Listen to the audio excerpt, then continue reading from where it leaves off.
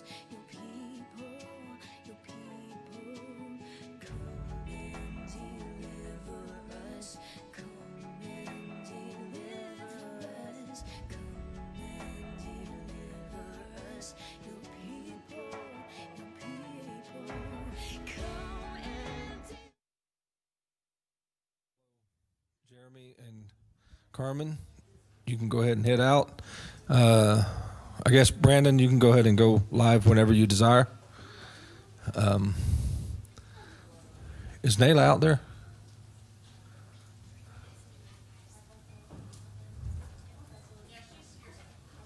Okay.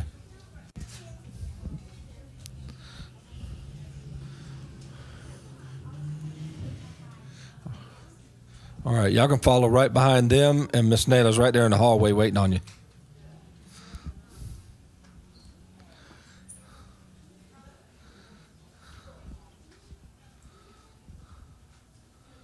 Y'all go ahead and follow right behind them. Miss Nayla's right there in the hallway waiting on you. There you go. All right. So are we good? I'm guessing.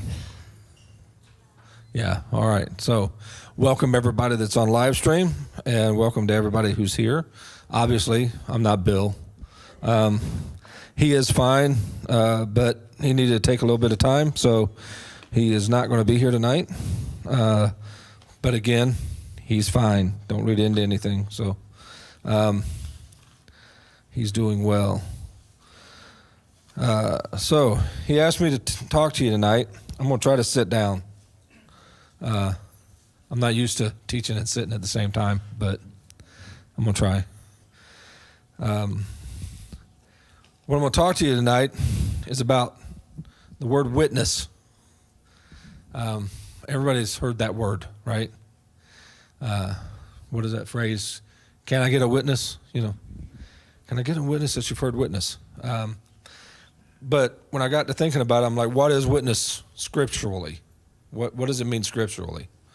So if you look at it, there's well over 100 passages that talk about being a witness. Can y'all hear me? Okay. I'm not used to being up here either. I can't hear anything. So there's a lot of passages that talk about being a witness. We're going to focus in John 8, if you want to go ahead and start going there. But I want to, if I can get my phone to cooperate. Somebody asked me last week, they said, what was that version you kept reading from? Because I forgot to do the right thing and tell people where I was reading from. So it's, I was using the Scriptures version, 2009 version, last week. That's not what I'm going to be reading from this week. I'm going to go to the New King James because that's what is usually on the slides, so it'll match what you see on the screen. But before I get to John 8, and this is where you got to bear with me. So if you got your pencils, you might want to run these down because I'm going to go through them kind of quick because they're not the real focus passage. But I want you to understand why I wanted to talk to you about witness, okay? Because there's a lot of stuff we do in our walk of faith that we have words for, we have titles for, we have things that we call it, but there's like a whole bunch of different definitions that people are using. And so it gets really confusing when you go from one place to another or go from one conversation to another. I was just talking to a man that gave me a call earlier. We've known each other for quite a few years. And in our conversation, he told me he was part of he's not from the local area. He says he's in this discipleship program. And I told him, I said, yeah, I'm familiar with that. And, well, then he changed it. He said, well, it's not really discipleship. I said, I understand what you meant. And he said, well, I mean, but it's not really discipleship. It's more like, and he started struggling because he had used that word, okay? And it's like, what is discipleship? Well, scriptural discipleship is very different than what we do for discipleship because we can't really do it the way they did it. Yeah, but that's an hour out of my life that I don't get back because you're struggling with a word. I already know what you meant. So I don't really get upset about things like that. I just told him, I says, no, I know what you meant. I says, I'm actually part of that group. He's like, you are? I'm like, yeah. I don't talk in there. I go, but I know I can't be there all the time because they're trying to find the right time slot. I said, but no, I've been there since day one because it's an online group. And that's what he meant by it's not true discipleship. If John and I were in a discipleship relationship, we could actually do that. We live here. We can see each other. We can interact with each other. But if John was up in Alaska, that's going to be a little tough, okay? Because it's only going to be when we actually get each other on the phone, and it's only probably a couple hours of the day that are actually he's awake and I'm awake at the same time. So it's kind of limiting just because of the distance. So when you're doing online discipleship, yeah, it's not real discipleship, but it's what we can make of it, right? So that's why I get into these words, because they create these dynamics. Witness is one of them. So here's the ones I'm just going to run through real quick just to let you know I did do a little bit of searching out and why I want to go through all this, okay? Well, actually, I'm getting the cart before the horse. Let's first read the passages I want to focus on. So in John 8, start at verse 12.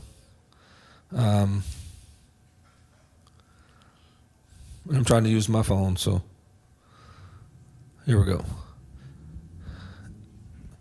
And I know I'm not one of those that argue names either, but you're going to read, and it's probably going to show up on the screen, and it's going to say Jesus, and I say Yeshua. That's an automatic thing for me, okay? So don't get confused by that. Then Yeshua spoke to them again, saying, I am the light of the world. He who follows me shall not walk in darkness, but have the light of life. And now we get into a part where he starts defending himself against to the Pharisees. The Pharisees therefore said to him, you bear witness of yourself. Your witness is not true. And Yeshua answered and said to them, even if I bear witness of myself, my witness is true. For I know where I came from and where I am going. But you do not know where I come from, and where I am going. You judge according to the flesh. I judge no one. And yet, if I do judge, my judgment is true. For I am not alone, but I am with the Father who sent me. It is also written in your law, in your Torah, that the testimony of two men, or the witness of two men, is true. I am the one who bears witness of myself, and the Father who sent me bears witness of me. We're going to go two more verses here. They said to him, where is your Father? And Yeshua answered, you know neither me nor my Father. If you had known me, you would have known my Father also. These words Yeshua spoke in the treasury as he taught in the temple, and no one laid hands on him, for his hour had not yet come. Now, went through those, and the focus right there is actually in verse 17, where it says the word witness, and in the New King James it says testimony. In the New Testament, most of our New Testament, the references go back to the Greek. So the Greek word that is used there for that is marturia, and it means evidence that is given. So it's really focused more on testimony than witness in our vernacular, in our way of speaking, okay? But it's the similar word that if you looked in a Hebrew New Testament where they've tried to use this, it's a word that comes out which is matched up in Jeremiah 42:5, where it speaks of a true and faithful witness And in that space, that Hebrew word that is matched up is the word Eid. It's like ayin dalet. And in that, it also means witness or testimony. It can mean either one, but it focuses more as Eid to be a witness, as in a noun, witness, meaning a person or an individual. Whereas the Greek word is actually being used as a verb, which is why they use the word testimony in a lot of translations, because it's more of what's been written down, what's been presented, okay? Not the person doing it, but what's been given as a witness. Now, the problem with this that I have is when they use that Greek word, that kind of impersonalizes it. But then when I read what he was relating to as you have your witness, and that's me and the Father, that's not material. That's not something that's written down. It's not something that's given in evidence, which is why I went back and found a Hebrew Old Testament to try to look and see what word was in there, and found the Eid, and then found where I could get that from. Well, going back with that same word, tried to find and this is a phrase that I've learned over the years, first witness in Scripture. And the first witness in Scripture for witness is in Genesis 21:30. And in that verse, the phrase is, take my witness. Now, the Hebrew is actually adal, which my Hebrew is terrible, so forgive me, but it's like adal, which means to set as a perpetual testimony to a covenant, okay? So it's to a covenant that's being made, in this case, in that passage in Genesis, is between Abimelech and Abraham, okay? So, but the on the end of that is what takes it and translates it from a noun to a verb, which is what makes it different. They're putting something in place that is meant to stand as a testimony of what just happened between these two men. So I prefer the Hebrew because it gets a lot more specific, because when it adds that little end on there, it makes it a noun or a verb, and so it's easier to tell. And they don't transliterate. So there's a few more passages, and I'll just throw them out there real quick. Genesis 31:50. Although no man is with us, see, Elohim is witness. That is, again, the Eid, the personal, the noun. Okay, in Exodus 20:16, you do not bear false witness against your neighbor. Again, it's a noun. It's talking about a person being a witness. Okay. Go to Exodus 26:34, and you will find the ark of the witness. And in the New King James, it is witness is capitalized. Now, why did they capitalize it in some translations? Because they were indicating that it was speaking directly of the Father. Okay. But again, that's, I don't know if anybody knows this, but the King James and New King James, not going for or against anything, but they were translated actually from a Septuagint, which was in Latin. And so in the Latin, they've, when they brought it out of the Latin, they're reading something that they're saying it's the ark of the witness, or the ark of the covenant, the ark of the, and they're thinking of it in the personal terms, because that is where the Father sat, okay? That is where he resided. And so they give it that personal, that is like him. To them, it's the same thing, it's him. If he's touched it, it's him. If he, in their world, when they, well, we do the hamotzi, right? We do it with the bread. When they took that and formed it into communion, in some traditions, which it is in a lot of the Catholic Church, when they pray over that bread, it actually, in their mind, becomes the actual body. That's why it becomes personal. To them, it's one and the same now. They can't separate that. Okay? So it's to emphasize how great this is. So when they say the ark of the witness in Exodus 26:34, the word there that we're using is iduth, which, again, that is saying basically it's an inanimate object. So it's not a personal pronoun. It's not a noun for a person. It's not a verb, as in an action of presenting evidence, testimony. It's just an inanimate object, meaning it is something there. It's like direct object. So the last one that I had that you can just look at is Exodus 27:21, which also uses that same word that is capitalized in the New King James. And again, it's capitalized because it's trying to put the emphasis on, it's the same as if the person was there.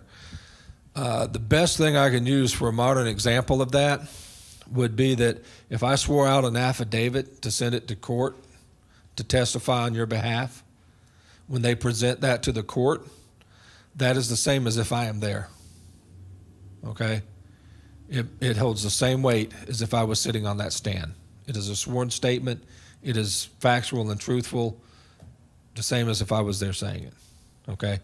So that is why they capitalize that, because to them, that ark of the witness, even though it's not the person, it carries that same weight.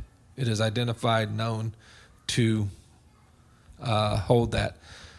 Okay, go through all that, and where am I going with all that? So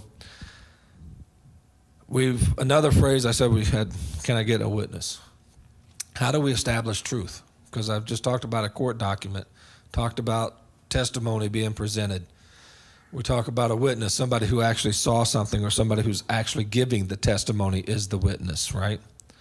So why is that important? Because most of the time, the first thing that comes to mind when somebody wants to have a study on the word witness is by 2 or 3 witnesses, a thing is established, okay?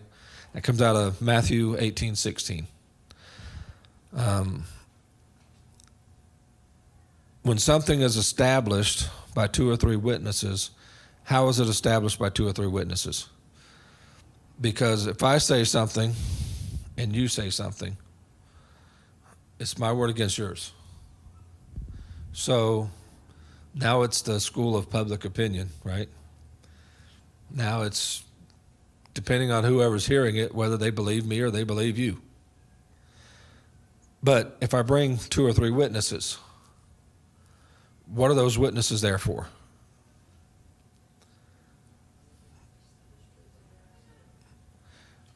They don't actually side with either one of us. That's where, when you go to Matthew 18, and this is also part of where we get how we handle things in this body, how we handle things within the body of Messiah, all right? If I have a problem with Patrick, and I go to Patrick and I say, Patrick, look, I got this problem. He don't want to hear it. He's not budging. There's no reconciliation possible. We're just not getting there. So what am I going to do? I'm going to go grab Jerry. I'm going to go grab Mike. I'm going to say, I need you to come with me to be a witness. Now, if I'm doing it correctly, I don't tell them what they're witnessing. I don't tell them what the discussion was. Okay? And I'm choosing 2 guys that have no part in this, because all I want them to do is be present when we have our next conversation, to be a witness, so that if we still cannot reconcile and we have to go to leadership, then there's 2 witnesses that will give the testimony as to what the discussion was. Because he's going to say what the discussion was according to what he said and what he wants to have happen.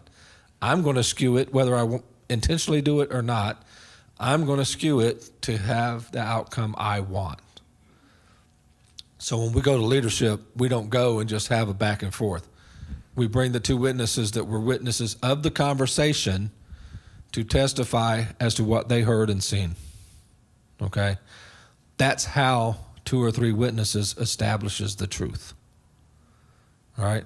So that's the first case of witness in Scripture. So how else do we see witnesses in Scripture? How else do we see witness in Scripture? Witnesses or witness.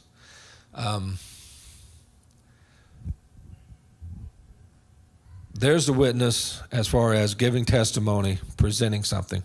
But we use witness in another way. We use witness to say, be a good witness of what has happened for you, what Yeshua has done in your life. You're to give testimony. You're to testify as to how the Holy Spirit has moved in your life. How has the Father touched you? What are the blessings that you have enjoyed in life? That's also being a witness. That's also giving testimony. And that's also part of where this word comes from. That's why I went through all these different tenses where, one is a noun, which says, I am a witness. The other is a verb, which is I'm to actively witness. All right? And then we've got this other one that comes in there that, and forgive me, I used to be real good with English, but whatever part of speech it is, it's saying that I am demonstrating as a good witness, or something is standing in the place to be a perpetual witness, like a covenant. Okay, remember the story of traveling, and as they traveled and crossed the river, they put 7 stones to mark it. And, well, those 7 stones were a witness. Because from then on, anybody who's seen those 7 stones would remember what that was all about. All right? When you make a covenant in marriage, you get married, you get a marriage certificate. Well, that marriage certificate is your witness.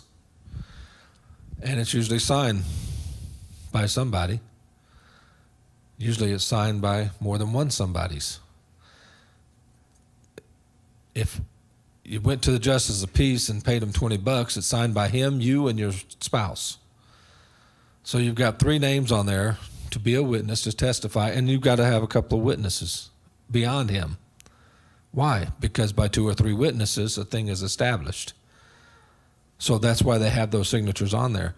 Because that certificate is now your standing witness to the fact that you are married. All right? A lot of people have heard of the Salt Covenant. Just in case there's somebody out there that has not heard of the Salt Covenant, it's real simple. This is my simple version. All right? I'm making an agreement with you. I bring salt, you bring salt. All right? Now, when we get there and we make that agreement, we come to the terms. Everything's agreed upon.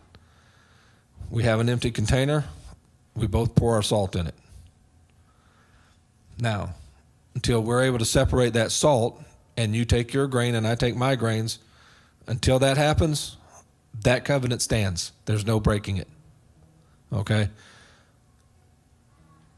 Now, that's been used a lot that I've seen in marriages.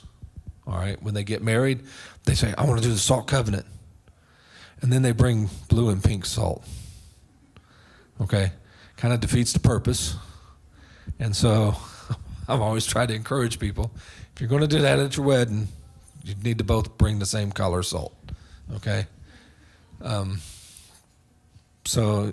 that's your standing covenant. That's your covenant. It's as a marker that there has been an agreement reached. There has been something established there. Okay? In front of witnesses. Same thing with the certificate. It serves the same purpose.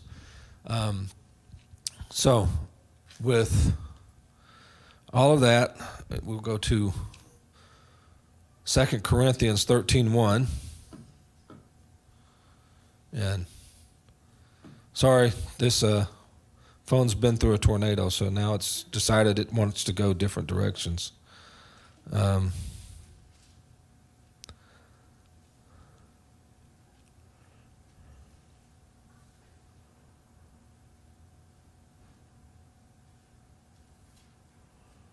Oh, there we go.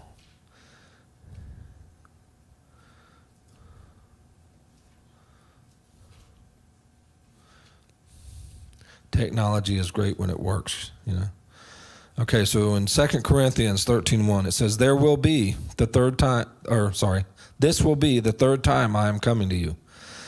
By the mouth of 2 or 3 witnesses, every word shall be established. That's where we get that phrase from.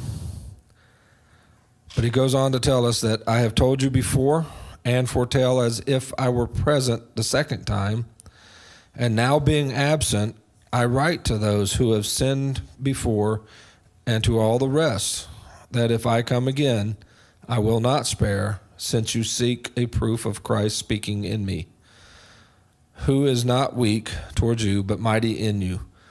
So, who's speaking? Anybody? Anybody know who's speaking? Yeah, it's everybody's favorite, Paul.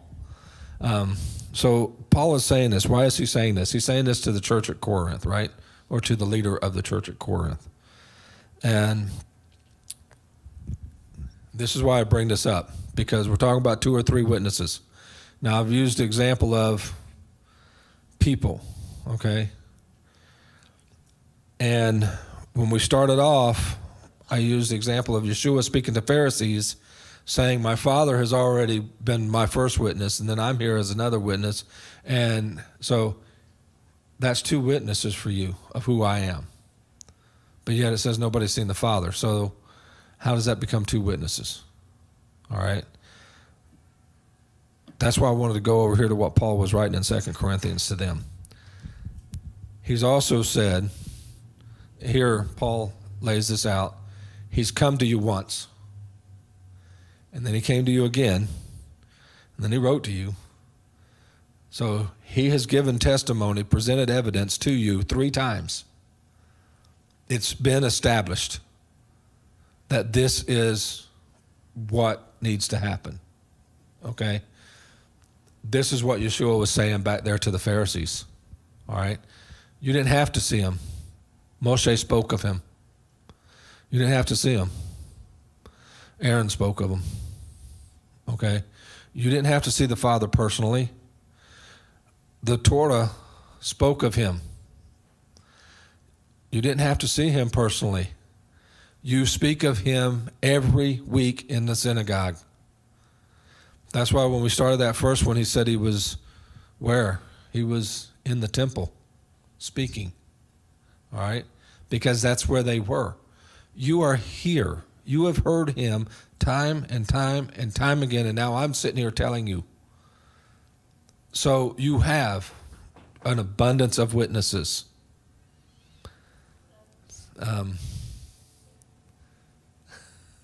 Thanks. No. I think she's going around to get her, or whoever it is.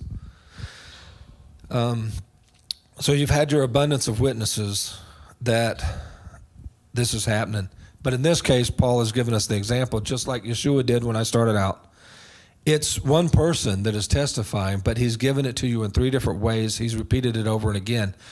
So at that point, you have had a chance at least 3 times to vet this out and to do whatever you need to do to prove or disprove it. All right? Why is that important? Because in effect, you just became the witness. This was presented to you 3 times. You've had every chance to research it and discuss it. Are they still there? Yeah. Just see who it is and tell them to go to the other door.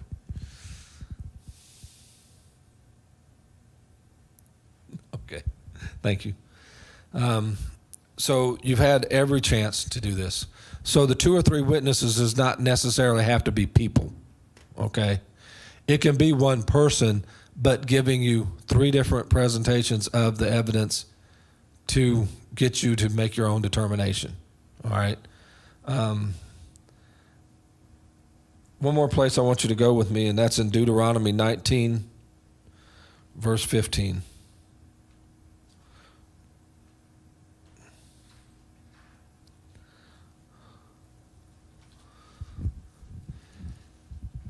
One witness shall not rise against a man concerning any iniquity or any sin that he commits. By the mouth of 2 or 3 witnesses, the matter shall be established. Go on to verse 16.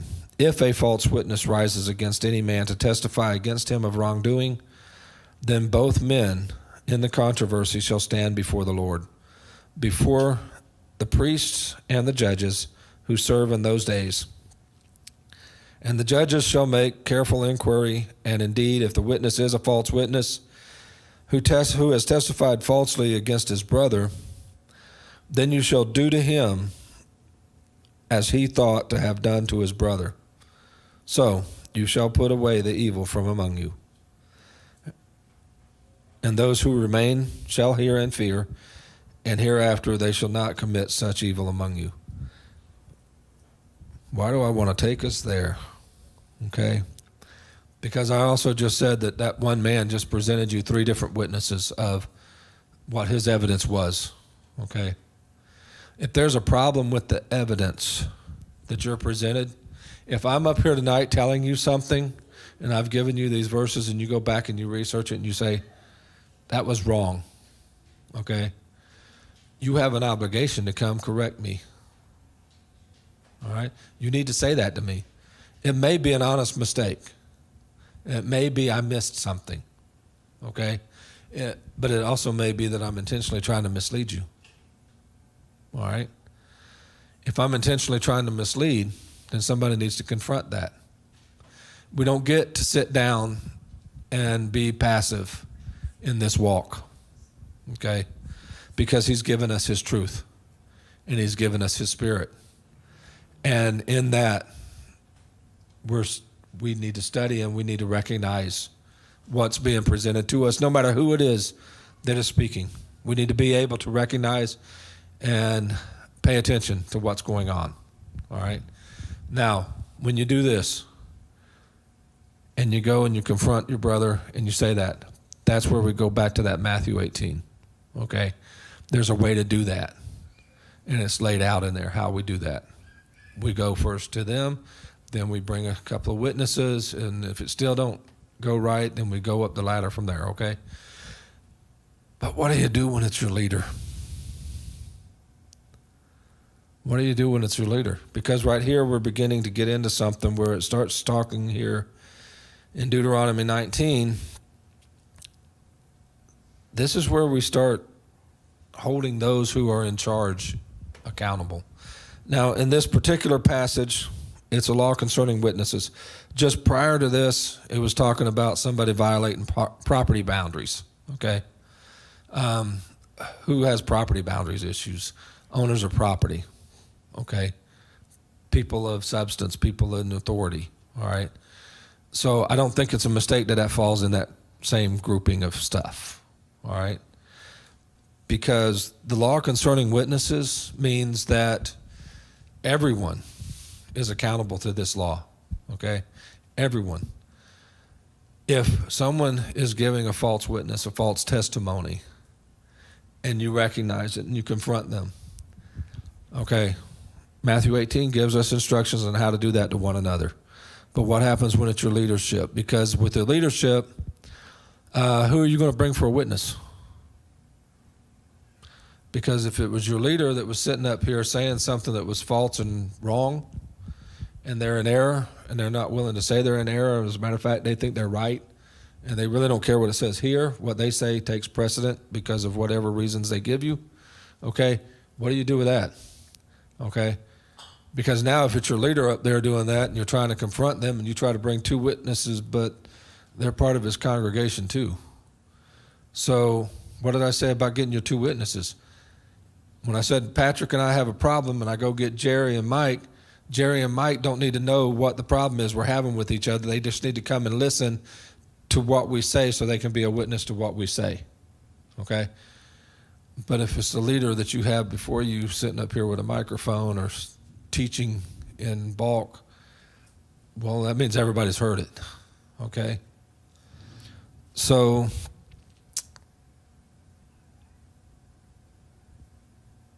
one witness shall rise against a man concerning the iniquity or any sin he commits. By the mouth of 2 or 3 witnesses, the matter shall be established. This is how you do it, okay? Now, this is kind of weird having this talk with y'all because we're a young congregation, okay? So we don't have like an established eldership. We don't have an established body except for, Bill's in charge, right? Because we're still young. Now, if he wants to appoint an elder, that person's supposed to be tested for a couple of years. Well, we hadn't actually been officially in existence for a couple of years. What do you do? Well, even if there's not an established eldership by public decree or public announcement or appointing, you still have folks that you recognize as elders in the faith, okay? It's obvious when you sit here and you hear certain people that ask certain questions. You hear people that give certain testimonies of their own. You've seen it when you sat at ONEG and sat across to them at a table and had a discussion, okay? Because it didn't have to be up here at a microphone. It didn't have to be sitting out there with a microphone. You've talked to one another, hopefully, okay? You can identify people here who are elder. Now, elder doesn't mean they have to have gray in their beard, okay? It doesn't mean they have to have a beard, okay? I've had people argue with me on that one too, okay? It's not a requirement to have a beard to be an elder, okay? What's elder? It means mature, and it's maturity in the faith, not just age, okay? It's great if they're mature in the faith and they're mature in age because then they've got experience on 2 levels, all right? So what I'm saying is it doesn't take formal titles to be an elder in a congregation, okay? We know who the elders are here. We go to them and we say, look, this is what Robert just said. I got a problem with it. And I don't know if he did it on purpose or he just kind of got lost in his notes. I don't know. But we need to say something, okay? Because at that point, you don't have to bring witnesses that have not heard it. What you are doing or you are bringing 2 or 3 witnesses that you all heard it at the same time. So they're not skewing your perspective on what you just heard. You heard it too, the same as I did. So I'm not telling you what you heard. You heard it. That's still a viable witness. That's still a valid witness. That's where this passage comes in here in Deuteronomy 19, because this is where we're being told how to hold leadership accountable. All right? Leadership is actually more accountable than those of us who just sit in a pew. Well, we don't have pews. We have chairs. Okay. So leadership's more accountable than those who sit in the chairs. Why? Because there's a live stream going on right now, and anything I say here, there's however many people are on that live stream that are all witnesses to what I have said. Okay? We talked about presenting evidence. There's now recorded evidence of anything I have said. Okay? So those are the witnesses. And if I have been proven right, then those are the witnesses to prove it's right. If I've said something that's wrong to lead you astray, to lead you down a path of sin, then there's 2 witnesses right there that stand to condemn me of what I've done. And at that point, just like if we have a problem and we got to figure out what we're going to do to get past that problem, if your leader is then corrected, how do we do that? The elders having come together and spoken to the leader and said, this is an error, the leader now has an opportunity to go up and correct that, okay? The leader has a chance to make that right. If they refuse to make it right, and they don't want to do that, and they tell you, and you're to keep your mouth shut or I'll put you out. That happens. What do? I don't support rebellion. I don't participate in protests. But in that case, you simply come before the congregation as the elder who brought it to question, and you raise the question, and you allow the body to decide if that leader is suitable to be leading. Why do we have to do that? Why do we have to go to that extreme? If I was in combat, I'm a soldier. All right? If I'm in combat and I tell you to do something, I might be sending you to your death. Okay? I have to be accountable for that. I have to take that serious. As a soldier, having received orders that could have ended in my death, I've never feared those orders. And if I were your commander and I gave you those orders, you should not fear those orders. Because this life is temporary. And it ends at some point for every one of us. I have an uncle that used to say, don't get out of here alive.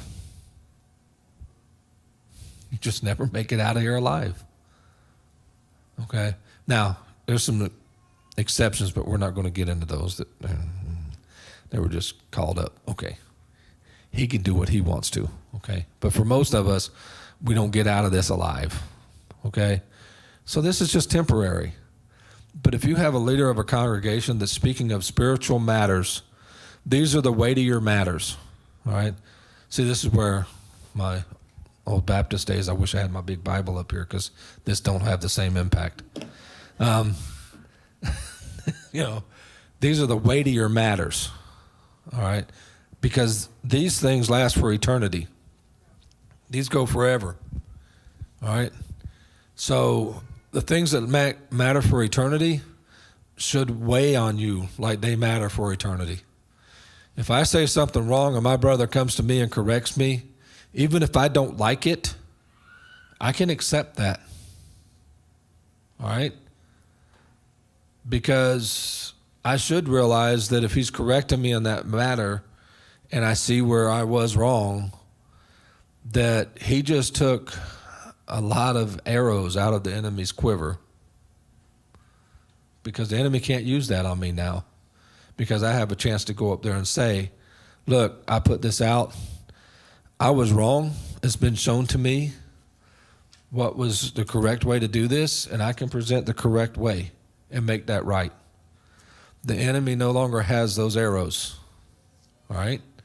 He has disarmed them because he had the faith, the backbone to come and say, in accordance with Scripture, this is how we need to fix this, okay?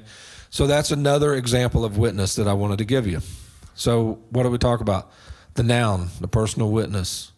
We talked about presenting evidence. We've talked about covenants, material objects that serve as a marker for that witness. They are a witness to what was said and done, okay? But then now we talk about, in a witness, your own words and your own actions are two witnesses in everything that you do. And that is a witness. And this kind of ties back to what I said the last time I was up here. And that's kind of an old Army motto too, is be, know, and do. All right? You got to be a soldier. But to be a soldier, you got to know what it is to be a soldier. So you have to know your job. And you got to know what the mission is. And you've got to know what your tools are. And you've got to know who's who and who does what and what does what. And you've got to know, got to have the knowledge. Okay? So to be something, you have to know about it. But you also have to do it. You're not a soldier until you've done it. Okay? Till you step out and you actually do that and you prove yourself, you haven't done it. All right? That's the same thing with this. That's why that's your three witnesses. All right? If you're going to be a follower of the Messiah, if you are going to be a child of Elohim, if you are going to be Israel, then you must know what that is. And then you must do what that is. All right? Gave you the example of walking through a minefield. And if you walk through a minefield, you need to make sure you're stepping in the steps of the person who went ahead of you. And the person who went ahead of us was Yeshua. So when we hear about what he did, in this case, he was in the temple. So what do we have to do? We got to be in the temple. Now, that temple doesn't exist today, but this temple does, okay? And if we're in the temple, what's our responsibility in the temple? All right? Now, this is just my personal opinion. I've always treated, and my family has been raised this way, we're the Levites in that temple. We're responsible for keeping it clean, and we're responsible for making sure everything's working right. And I'm sitting up here way overweight, but I'm working on it because I let it go that way. I have to take responsibility for that, okay? And I got to make it work right. And I got to do what I can to keep it running. And I've got to make sure I use it for the right purposes, okay? So sometimes that's a hard choice to make. Sometimes it's a hard choice to make of what to do and what's right. And we got to balance that. And this is something I've always tried to encourage folks with, and that is, don't second guess yourself. Usually your first inclination was the right one, all right? But just do it. Do something, all right? He's bigger than me and you, okay? If we have the right motivation and we've done everything up to that moment to be ready, to be able, and now we're willing, then that's why we trust him. We trust him that whatever we do now, he will put in order to do good under his will, according to his will. All right? So that's your witness, is what you do. It's what you say. It's what you present to people. It's what you do. And with that, we'll go ahead and open it for questions. Anybody got a question? I know sometimes I do the shotgun thing, and I go kind of all over the place. I'm sorry if some people get confused by the way I do it. One of the difficulties I have is when I start studying, I see a lot of different things and I see a lot of different avenues, but I actually don't get to do this very often. So I try to throw everything out there. And I had a friend, forgive me if this makes you upset, but I had a friend who used to say, could you quit vomiting all over me? Just take it a little bit at a time. Don't give me everything. All right. So yeah, if you got any questions though, yeah, let's take this. I'm not down there. I can't call on myself.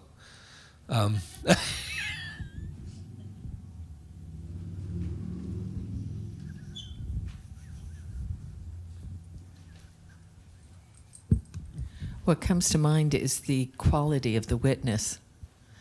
And so much dealing, there's those who have integrity, those that do not, and getting multiple witnesses with integrity, multiple witnesses without integrity, brought into the same situation, the one being accused.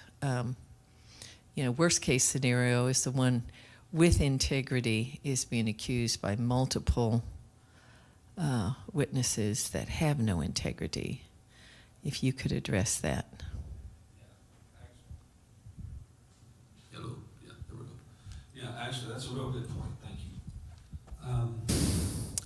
Yeah, going back to my example to put it in that perspective.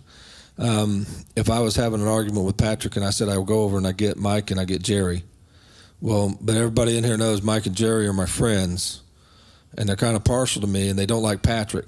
So that's not true if you're out there. I'm not. But, yeah, that's where, why did I get the witnesses? I got them because we're going to have to go to leadership if this doesn't work. Well, it's not going to work because Patrick already knows they're favoring me. So it's not going to work. So we're going to have to go to leadership. That's where we have to be able to trust our leadership. Because our leadership, when we come over there, will have the discernment to say, okay, but you didn't get 2 viable witnesses. You got 2 people that always agree with you. That's not a viable witness. You have to get a witness that's impartial. So, yeah, that's a very good point, and that's a part that it's not adding to the scriptures, but you got to read into the scriptures to know how would that work, okay? And I spent more than a decade in the courts, and that's one way that works, is when they bring the witnesses, okay, we'll let you give your testimony, but they're also listening to what kind of testimony are you giving. Now, in this case, your leadership will probably know everybody involved. In some cases, they don't. In the example I was given in the passage that we read, the Pharisees that they were brought before probably didn't know everybody that came to the synagogue, not personally. So that was a very real thing, that they would get witnesses that they knew would side with them. Okay? The best thing to do is if you have had a conversation with somebody and you know it did not come to a positive conclusion, assume that they are going to go get 2 witnesses and come back. And you get 2 witnesses. And just tell them, look, I've got a problem with somebody right now. They just came over here to confront me. If they come back, I'd like to be able to call on you to come and just listen to what's said and be my witness to what is said. I don't want to tell you what the issue is, because if I got to call you as a witness, you need to be able to testify to what was said. And so at that point, you've got your 2, they've got their 2. Between that, it's kind of like going to a married couple. And if I hear one side of the argument, I've only heard what they think happened. Okay? If I hear the other side, I've only heard what they think happened. Okay? Now, if they both said the same thing, that's probably starting to get close to what actually happened if they both agreed that that happened. All right? But that's where, and that's why there's 2 or 3, because you got to have multiple voices saying what happened, and you can pick out inconsistencies in the testimony. But yeah, I would say get your own witnesses. If somebody's bringing witnesses to you, say, okay, well, wait a minute. Let me go get 2 people and grab 2 people. Now, if you just turn around and grab the next 2 people to walk by, there's no question that those are impartial witnesses. Okay? That will counter somebody bringing their friends to testify. All right? Because that's a real problem. That is a real problem. And another problem we have along that line is somebody will go to a leader with 2 witnesses and don't bring the first party that they had a problem with, and they claim that they had this discussion and the witnesses verify it, but you did not bring the accuser. All right? You're out of order. All right? That's not the way this works. All right? The story of the lady caught in adultery that was brought before Yeshua, the interesting, not to get into a whole nother story, but the interesting thing about that whole story is they brought her. Where's he? There were 2 people. If you really seen what you seen, there's 2 of them. Where's the other one? Because they're both guilty of the same thing. All right? So if you're not following the right order, then no. Now you are subject to the false witness. And you can now receive the punishment you intended for the other person. Okay? which is why we have statutes. We don't have that here, We don't do that a lot in the body. But that's why in the court system there are written statutes actually as to what sentence is opposed for what offense. Because that way when you bring somebody in for, say, assault and battery, well, then there's a prescribed sentence for assault and battery. Is this a first offender, a second offender, or multiple offender? What's the minimum, what's the maximum? There's guidelines. And the reason there's guidelines is because that needs to be impartial too. And it needs to not be dictated on the fact that I don't like the way you wear your hair. I don't like the fact that you don't have a beard. I used to make judges mad because I changed my appearance every time I went in. I'd have a beard one day, and I'd have a goatee, and then I'd have handlebars, and then I'd be clean shaven, and they were always confused because they didn't want to wear their glasses. Yes, ma'am. It's on. Okay. All right, Robert. I think because at times I was busy talking to people on the chat. Well, shame there, on you. So I didn't always catch everything. But I think you mentioned something about, did you say a leader kicking you out or something? I did. Okay. So I did hear you. Okay. Well, what I said was that sometimes when you confront a leader, when I got to Deuteronomy 19, and I was saying that was how you would take witnesses and challenge a leader, that we have Matthew 18 that everybody knows about confronting a brother or a sister. But what do you do with leadership? That's where we get Deuteronomy 19 comes into effect. And what I said is that a lot of times that's hard to do when you're talking about bringing 2 or 3 witnesses because you're all part of the same body. And a lot of times people are afraid, and then a leader might threaten to just kick you out, and that's why there's steps after that you can take, yes. Or also it could be that they would think that leader would never do something like that, so they won't go with you to be a witness. But because that happened to me, I was kicked out, and so I didn't know how I would have answered it back when it happened because I was rather kind of devastated when it happened and suffered quite a bit because of it.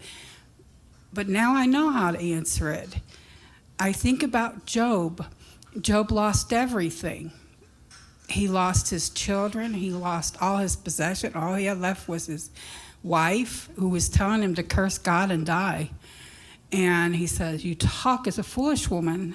I don't think she really understood what she was doing. I think she was in a lot of grief, number one. But I think about Job, and I think how he suffered. And what did Job do? He bowed down, I believe it was, and he worshiped God. He said, he blessed God. He said, "Naked I came into this world, and naked I go out. Blessed be the name of the Lord." I think is something to that effect. And now when I think about it, when that happened to me, and I wish I would have been where I am now. I think what I would have done is I would have thanked God. I would thank God for what happened, because now when I look back on it and I look where I'm at now, I see that God's hand was on my life, and that was not where he wanted me to stay, because where I was before, if I had a problem, I was always taking it to that leader instead of taking it to God. And God wants us to take it to him. The leader actually did an injustice because he was playing the part of God, and when he should have been telling me, "Go seek God. Have you sought God?" Yeah. Now, in relating it back to what I was saying, as far as being a witness goes, that's how you would react as a person.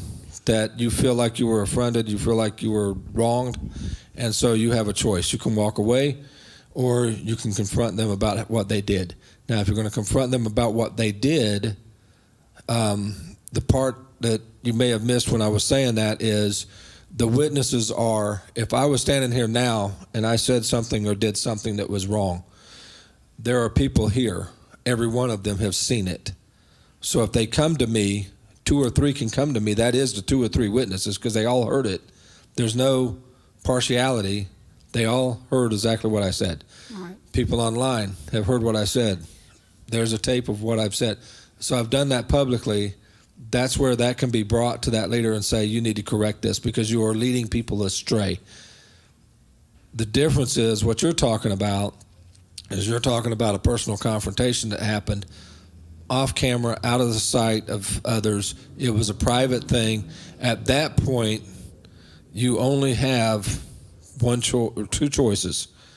You either realize that what they're doing is wrong and you leave, or you go to the elders.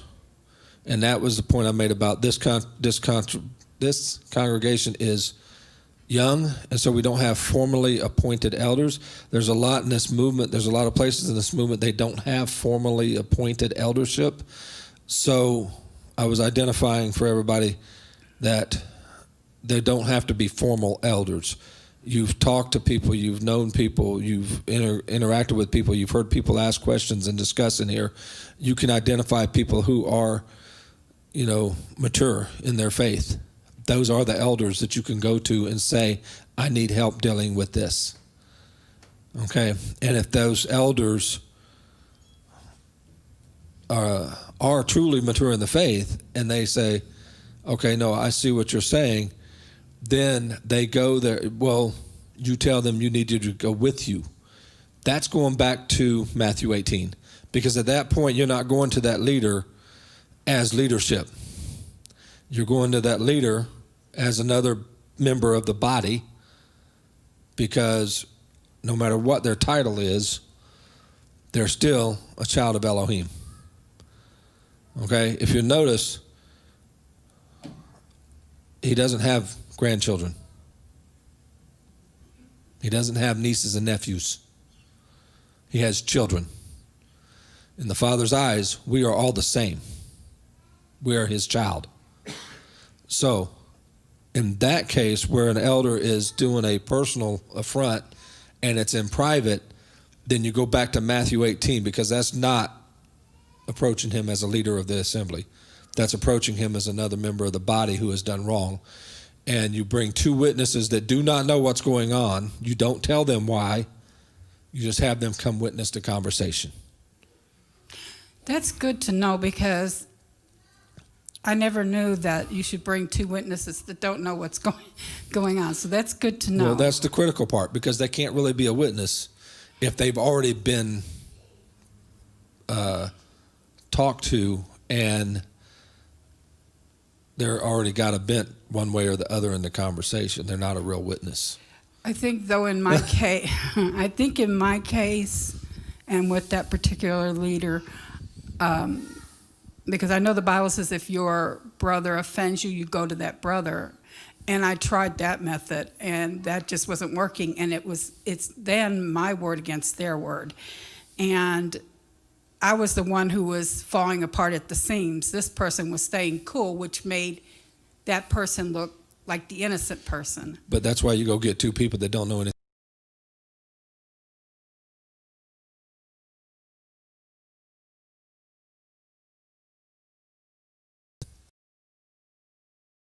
Situation, I couldn't think of 2 people there that I could have brought at the time that could have went with me and would have, been able to be impartial. You're bringing 2 people to hear this. Right. Okay? You just grab 2 people. You don't overthink this stuff, okay? Again, I want to relate it to when I was in the military, okay? Because that was a large chunk of my life. When I was in the military, I had a problem with a colonel, okay?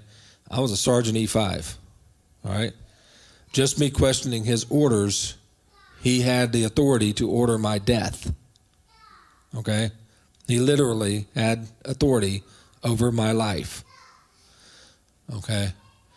But he said something that was wrong, and it was out of line. All right? He's not going to listen to me. So I grabbed two people, and I went to him, and I respectfully, I said, "Sir, can I have 5 minutes?" And he said, "What are they here for?" I said, "They're here to be my witnesses." I just told him the truth. And he stepped us off in a side room. And he said, "What's your problem?" And so I told him what my problem was. And I told him why I had a problem with it. Okay. Well, what are they expected to do? They are strictly my witnesses. All right. They're there to witness the conversation. They have no input. They know nothing about what's going on to us. But he was a brother in Messiah. All right. So he knew exactly what I was doing because he's read that book too. All right. So he responded according to that book. And he says, "I see what I've done." For some leaders, and he said, "I'll fix it," because he's a good leader. right. And as a brother, you've affronted me, and we can do that. Now, what happens if he says, "No"? Okay, well, I've experienced that. All right? The problem is when you confront a bad leader, they're going to go and seek someone else to do their dirty work. Because they already know you've recognized what's wrong. They already know you're shoring up your witnesses, that there's now other people that know what happened. And so they go try to get someone else to do the dirt. That's where you have to trust in the Father. And I think I touched on that. You got to trust in the Father to put the things in place. And when the judge came between me and that other officer, the judge already knew by what he said and what I said. He already knew the truth. He didn't even listen to witnesses. Because he just simply looked at the other person and said, "Do you disagree with anything that was just said?" And he said, "No." He said, "Then my decision is clear and I'm done with this." So he has to be our ultimate judge, okay? Right. And you have to trust in him. You have to have faith in him. Exactly. Well, see, I didn't know this process, that like the way you're talking about it, bringing in two people that don't know anything about it, and that makes sense. And I think with that other leader, had I done that, that wouldn't have worked anyway. They would have denied it and yada, yada, yada. But It it's doesn't okay. matter. Yeah. But I know here, It doesn't matter because you can still make the choice to leave. Right. And you can still leave it in his hands. right. What I'm saying though, you were saying, what would you do? What do you do if you have? So, I mean, I didn't catch anything after Yeah. that. And in my mind, I'm thinking, well, of course, I mean, I had no choice. I had to leave because I was kicked out. But, you know, I know here, since I've been here and getting to know Bill and Beth, they're not like that. If they hurt me or something, I would be able to go to them and say, "Look, I felt hurt over this." And just knowing the type of people that they're very humble people. They don't want to hurt, they're not here to hurt me. And that's the difference in people who have titles that use that title to try to justify their existence. Okay. Lord it over you. Yeah. Exactly. I keep calling him Patrick, but really I should call him Doctor because he's earned that title. He has a right to that title. All right. But as my brother, I know he knows I don't mean any slight, and I don't think he takes any offense to it because I think he's big enough that he'd let me know. All right. So, But the title is not as important as our relationship. Right. So I don't want you to get too much onto that because that's But one I'm of those just things really that- thankful to Yeah. be here. I feel like That's- what happened was a blessing that I didn't see at the time. And we're glad you're here.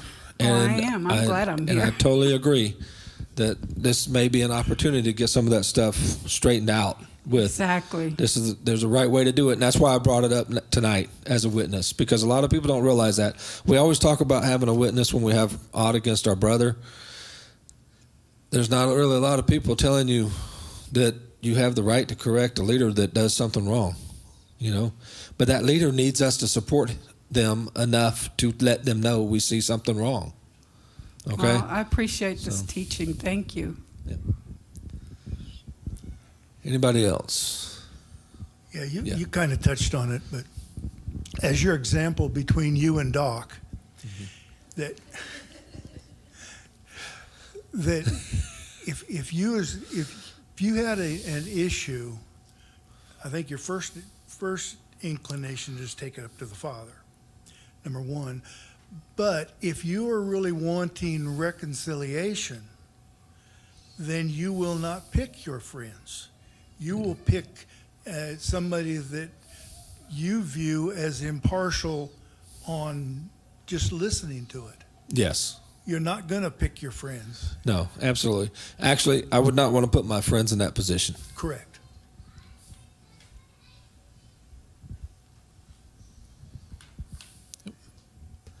Anybody else? Okay.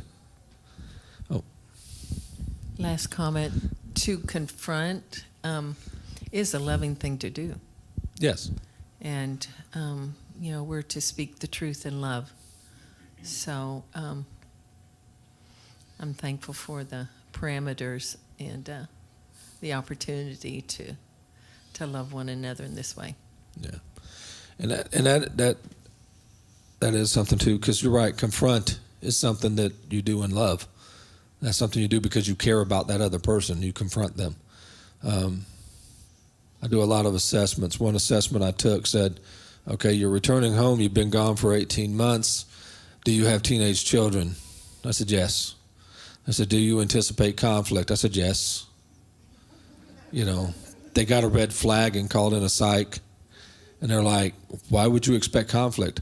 I said, if anybody's answering that question no, and they've got teenagers and they've been gone for 18 months, they are in denial.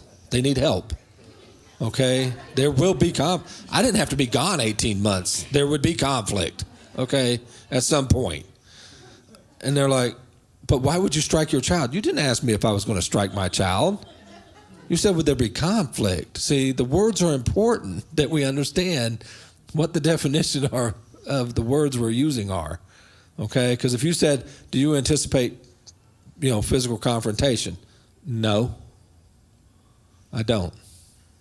Okay?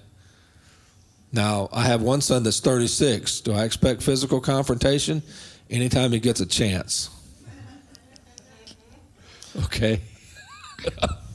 Hey, Robert, you mentioned two words that are very important, reconciliation.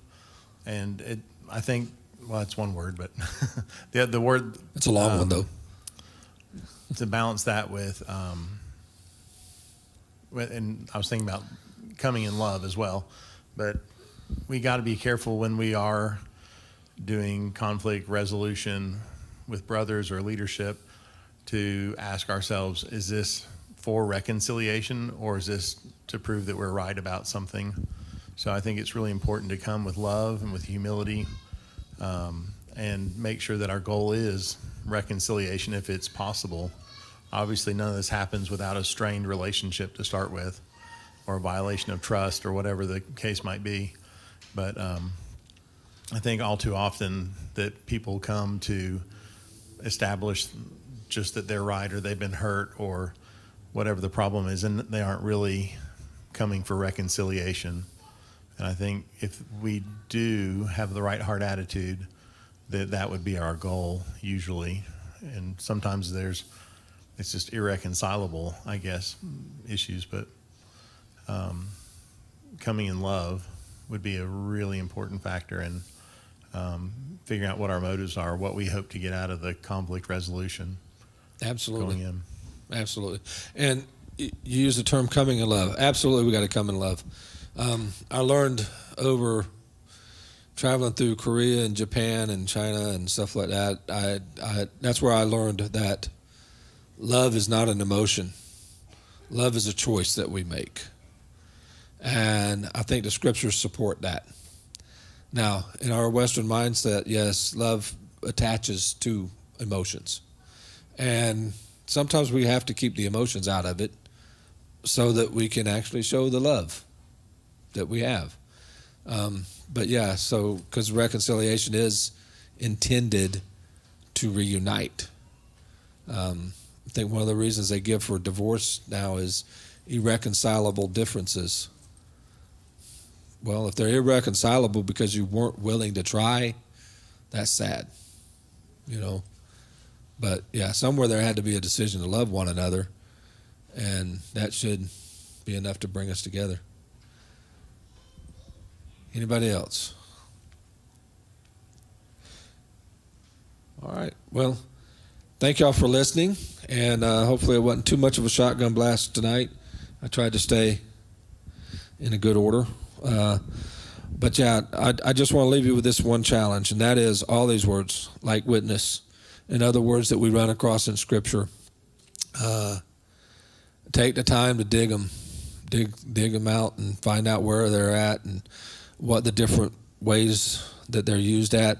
You know, I love it when Bill gets up here and he's like, look at the root of this word.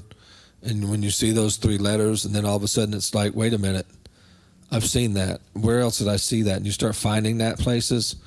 I love that, because that is, since I've started doing that, looking at the Hebrew characters, even before I actually learned my Aleph Bet, I just looked at them like pictures and started matching them up and said, wait a minute, that's over here. Now what does that mean? And then I go over I cheat and I use a translator and I say, what does that mean?